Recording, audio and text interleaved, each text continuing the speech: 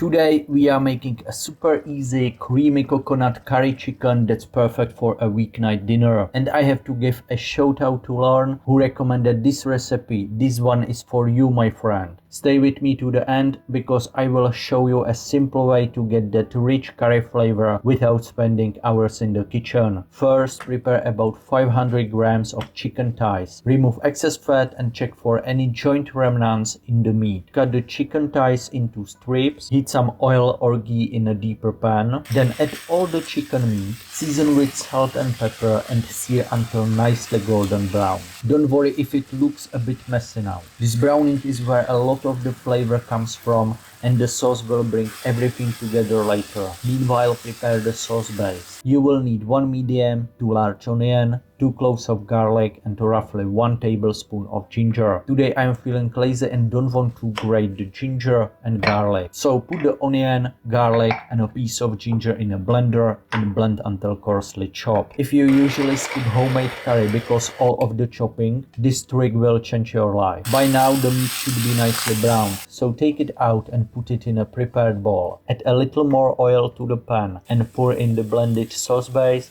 and start frying. After a few minutes, add 1 teaspoon of cumin and continue frying. Next, add 2 tablespoons, about 30 grams of tomato paste and fry well to cook off the sharp vinegary taste. If you enjoy this coconut curry chicken, hit like, subscribe and share this video with someone who loves easy comfort food. Add 1 teaspoon of sugar and let it caramelize. This step is tiny, but it makes a big difference to the depth and sweetness of your curry, so don't skip it. Then add 2 to 3 tablespoons of curry powder. I use mild curry, and 1 teaspoon of turmeric. Don't play around too much and add 400 milliliters of coconut milk, followed by 250 milliliters of chicken stock. Mix everything well. If you are using a pan without a non-stick surface, use a whisk. It is much more easier. Right now the pan smells amazing and that color is beautiful. You can see the sauce turning rich and golden. This is the perfect moment to add the chicken back. Bring it to a boil so the curry is bubbling happily, then cover with a lid and cook for 10 to 15 minutes. Then remove the lid